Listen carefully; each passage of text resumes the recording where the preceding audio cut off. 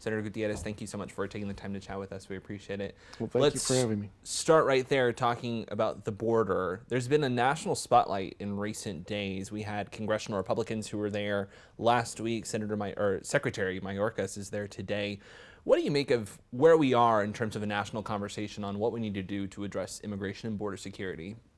Yeah, I mean, to hear Republicans talk about it, we're really nowhere. You heard Mike Johnson last week say that he was not interested in comprehensive immigration reform. That's the only way you're going to fix the problem on the border. There's no border wall in the world that's ever worked. It didn't work for China in the 12th century. It didn't work recently in the Middle East. It's just simply an untenable situation that you're not going to resolve by more border walls. You can fix it, however, through comprehensive immigration reform. Most of these people are not asylees, they're job seekers, they're looking for opportunity.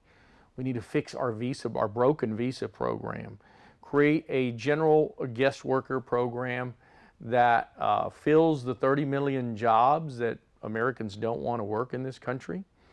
We have 1.5 million people amassing on the border every year. The fact is, we wouldn't be done for 15 years filling those vacancies in jobs where Americans don't want to work. You can background check them at home from their country of origin.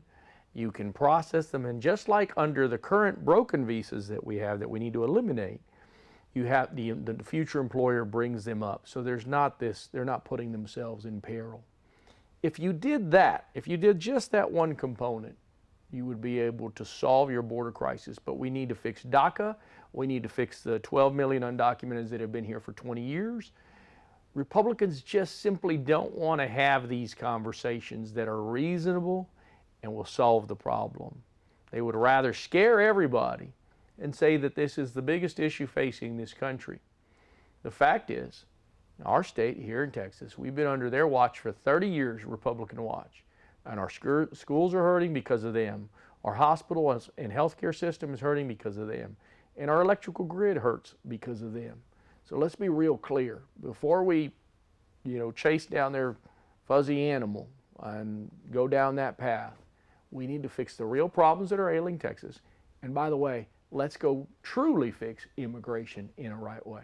So I'm curious your thoughts on what the Speaker of the House said last week. He used the words constitutional authority to say, I believe Texas has constitutional authority to control its border, to control immigration within the state of Texas, which is almost near identical to what Governor Abbott has said. And I know you have been critical of Governor Abbott's border security policy. So what do you make that the U.S. Speaker of the House is essentially saying the same thing? The state of Texas does not have constitutional authority. Constitution suggests that, case law suggests that, to do anything on immigration issues. We cannot deport people. And so we have to look at what Greg Abbott has been doing. And what he's been doing is, number one, wasting taxpayer money like you can't believe, $10 billion in the last several years. The solutions that he's had have led to zero improvement. And so if he's doing such a great job, then why are we still in this situation? The only solution is to have a comprehensive immigration reform plan. This governor has done nothing but stunt after stunt that's hurt our economy when he stops the buses, spends $100 million busing people to other states. And sadly, he's killed some people, and lots of them. Women and children have drowned in that water where he put those buoys with the razor wire. And they've drowned because he's forced them into the deep water. That's not who we are as Texans. It's not who we are as Americans. It's just inhumane. We can solve this problem, but Republicans don't want to solve this problem. They just want to yell and scream about it. So I want to do a little almost role-playing or hypothetical scenarios, I suppose. We've got, as I believe right now, the count is 2 lawsuits over Senate Bill 4, which is set to take effect in March, right around primary time, ironically. What if we get to the future and the U.S. Supreme Court does decide to weigh in on this case, and they say, you know what, Texas does have the authority to mitigate its own borders? What do you think the path forward then is? Do you think that we're going to keep having policies like this? Listen, we have a Supreme Court right now that's been bought and paid for, and that's clear. We need to expand this Supreme Court. We have a man in Dallas, Texas named Harlan Crow who's bought himself a Supreme Court justice, bought his house, bought his recreational vehicle, and takes him on vacations across the world to places that we've never been to. We've got to be able to fix this issue in this country, and we have to stop the corruption that's happening in our government.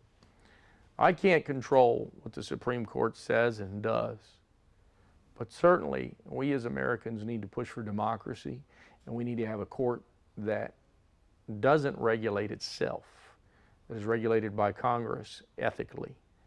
And we do need to expand it. The last time we got there to 9 was in 1869 because there was 9 circuits. There's 13 circuits now. And so we'll see what the future holds with their decisions on this issue and others. It's my hope that Supreme Court justices follow the law. We've seen them do some terrible things here lately on women's reproductive rights. And so I do fear where we're going, to your point. We've got to vote. I want to go exactly to where you just mentioned abortion access and women's reproductive rights. I believe it was last week, but within the last few days, the Fifth Circuit Court of Appeal has essentially sided with the state of Texas and against the Biden administration, saying that doctors are not mandated to perform abortions in the case of saving a woman's life. They say, you know, we leave that to the doctors, but you are not mandated by current law to provide an abortion if a woman's life is in danger. I'm curious, you know, I imagine I know what you make of that ruling, but that seems to deal almost yet another legal blow to the cause for reproductive rights. Well, it's abhorrent because we're going to let women die, according to that decision, because hospital administrators are going to be afraid to get sued by the Attorney General. That's what this comes down to. White men, white Republican men in Austin telling women what to do with their bodies. That's the truth. We are in a situation on this issue that is untenable, where if a woman is, forget the law where we are right now, if a woman is on her deathbed, that doctor in that hospital can say they don't have to perform that surgery because they would be too afraid of getting sued. And I guess that woman would succumb. That is the crazy place that we are on reproductive rights. As the next senator of this state, I will push to codify Roe versus Wade, to expand the Supreme Court, and to end the filibuster in the United States Senate that's holding us back from common sense solutions on reproductive rights, on gun violence, on electoral laws. The vast majority of Americans are in favor of those things. We've got to be able to do the right thing on these issues. I guess my question is, you're obviously running as a Democrat and a pretty staunch Democrat at that. And we have now seen at the U.S. Supreme Court, at the Fifth Circuit Court of Appeals, and then last month in the Texas Supreme Court, that Texans in positions of power say Texans don't have access to an abortion. You do not have that right. What makes you think that you can win on that platform if that's where we are in the legal system at the moment? Well, I'm not a one-dimensional candidate, and I can only control what I can control, right? And at the end of the day, I will fight for women's reproductive rights. And if that means, you know, continuing to campaign after winning, that's what we have to do. If that's all I'm left with, to go talk to people across this state on doing the right thing, which is voting these people out and changing the laws of the state of Texas on abortion, then that's what I will do. What we can do is bust the filibuster. We can win and break the filibuster and change the laws. We'd have to have control of the House. We'd have to have control of the Senate. That has happened very recently. And we'd have to have the White House. But if we did that, that's how important this election is. That's how important this election is to women on reproductive rights. That's how much this election is important on gun issues. Loose Republican gun laws are killing our kids and killing all of us. Anybody and everybody can carry a gun in Texas. Mentally ill people get guns. We saw undocumenteds get guns. We saw that in Sanjak County. Republicans did that. Ted Cruz got up on a video and on TV and he said, "There we go again. Immigrants are out there killing people." No, you put that gun in his hands. Those are the facts. We need to push back against the madness that's happening under this Republican regime and people like Ted Cruz. And so I'll do everything in my power to keep talking to people and keep educating people, and hopefully we get out in November and we vote for our lives, because truly, that's what this election is now about. I wanted to wait to ask you about gun policy, but since you brought it up there, I'll bring it up now. One of the things that we were discussing as a team of things that we would love to talk about you with is you have obviously staked much of your career post the Robb Elementary shooting, saying, I remember some press conference where you said something to the effect of, I'm going to talk about this every day from now on, as long as I'm in this office. We were curious because you look back at 2018, Beto O'Rourke, there was such a grassroots movement around him, but a lot of people would say that his response to guns and saying, yes, we're going to take away your guns, your AR-15s, that may have done more damage to his campaign than the sort of grassroots movement around him brought. What makes you think that you can run on that campaign and win where Beto O'Rourke lost? I think he's a fantastic candidate. I think he was impassioned in that moment. I don't want to take anybody's guns, but I own more guns, by the way, than most people running on this race, including Ted Cruz. I don't own any AR-15s, and I don't need one. I've seen those videos, and I've seen what that gun can do and the damage and destruction that it can do to a baby. I don't ever take those images out of my mind, and I will talk about this for the rest of my life. The fact is, we need an assault weapons ban in this country. We need to not sell that gun. We can have a ban with exceptions. The fact is, we can have age limit increases to 21, extreme risk protective orders, and universal background checks, and 70% of Republican voters agree with me on those 3 issues. The assault weapons ban's a harder pill for them to swallow. But if they've seen the pictures and the imagery and the videos that I've seen, I think they'd have something different to say. This is the most important issue of our time, bigger than any economic issue. If you don't have your child, there's nothing left for you. You don't wake up the next day so well. The only thing you have to look forward to is a duller sense of pain. That's what those poor people in Uvalde have to look forward to. Is there middle ground or compromise on that? Or would you consider that middle ground or compromise? No, listen, I mean, I'm not here to tell you that it's my way or the highway. We'll cut a deal where we can. Republican voters are in favor of an age limit increase. They're in favor of extreme risk protective orders because they don't want a mentally ill person to make threats. And they're in favor of universal background checks. If we got that as a federal law, we would be doing fantastically. But I'd still keep trying down the road for an assault weapons ban. That is a problem that's unique to this country and this country only.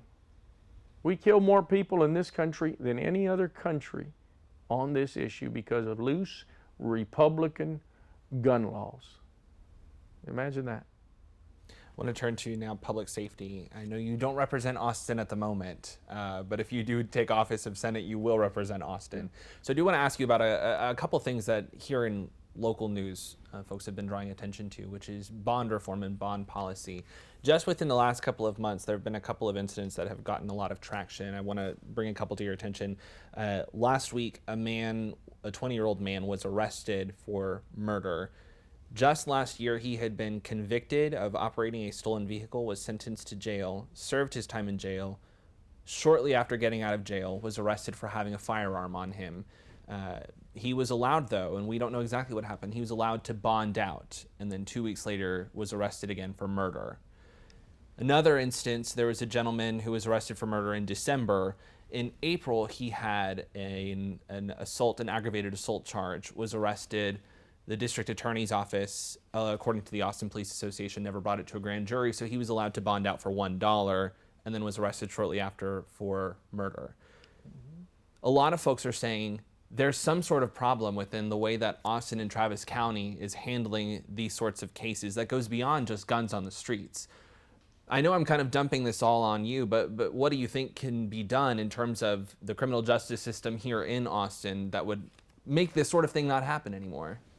Well, I mean, that's the sad part about where we are when you have so many guns easily accessible to people, because it has to go back to the accessibility of guns in the hands of people that shouldn't have them. That's the first thing. Secondarily, you've had Harris County have issues with this, now Travis County. To a certain degree, you've seen it embear some. The fact is, we have to have judges that know how to call the balls and the strikes. And most judges, most magistrates, will look at a criminal record and will put in a certain bond that is high enough to be able to keep that person incarcerated. The Constitution of the United States says that everybody should be able to get a bond. I mean, regardless. That doesn't say how much. If you're convicted of capital murder, I mean, if you're arrested for capital murder charges, that bond's going to be fairly high.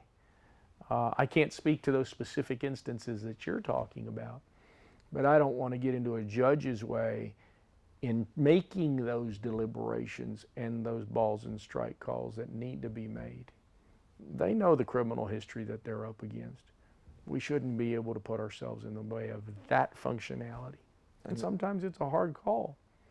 But at the end of the day, if you have a violent offender that reoffends, you should be a little harder on him than your average DWI.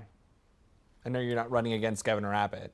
He launched, he tweeted, I should say, when this last case last week happened, he said, hey, I tried passing bond reform. It was Democrats in the legislature that killed it because it requires a constitutional amendment.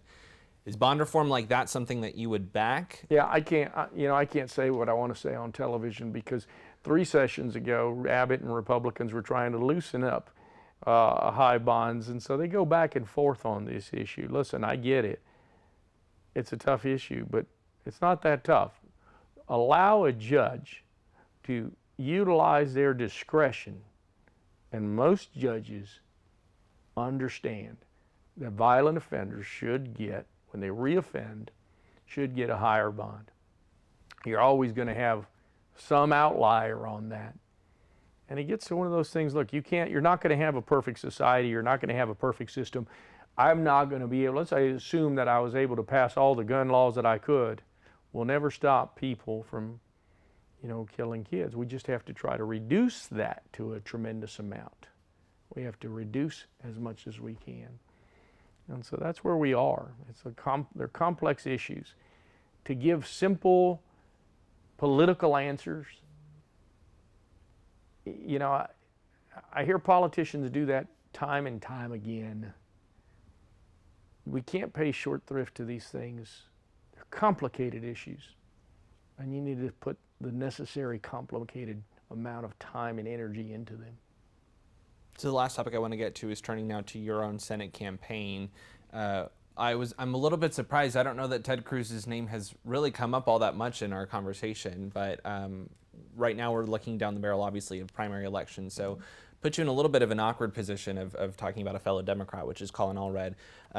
Some recent polling from the Texas Politics Project puts Allred, if they were asked to vote today, Allred at 28%, yourself at about 7%. But you've got almost 50% who say they either haven't decided or don't know. They just haven't been paying enough attention. What do you make of where things stand in terms of the Democratic primary, especially in terms of the conversation of Texas is going to turn blue? But if you look at these numbers, you have 50% of people who say, yeah, I really don't know at this point. Yeah, the polls are all across the board. There's another poll that has them at 20 and me at 10. There's another poll that says I beat Cruz by 3%, the Unidos poll. Primary voters are pretty thoughtful voters. They know what's up. At the end of the day, there's no amount of money that's going to win this thing. It's hard work. It's determination. Colin is a nice person, but like many politicians, he's got his finger in the air, trying to see what's, when you hear what I have to say, I'm pretty clear. We're going to beat Ted Cruz. I'm the candidate that's going to beat Ted Cruz, and we're going to get through this electorate. Because we're working hard and we're talking about the issues that matter most to people. Gun violence, universal health care, Medicare for all, because it's right and just. Reproductive rights issues, ceasefire, because we can't have more war in this world. Colin is upside down on this issue. Here recently he came out for a border wall, which makes 0 sense, no wall. So if his idea of being bipartisan is agreeing with Ted Cruz, well then have at it, but I think he's in the wrong primary. We have to do thoughtful things. If you want to run for the United States Senate, you have to push for thoughtful policies, and using the same patent answers that Republicans use isn't going to win the day. We will do everything in our power. The biggest thing that I'm going to do, more than Colin Allred or anybody in this race, is I'm going to outwork them all. My whole life I've been an underdog, and here we are. I'm the son of immigrants. We're going to keep working for people. People can go to rolandfortexas.com. They can see our immigration plan. They can see our plan on guns. They can see our plan on health care. What I say is what I mean. Now, that's it. I'm not going to give you a political answer. I'm going to tell you the truth.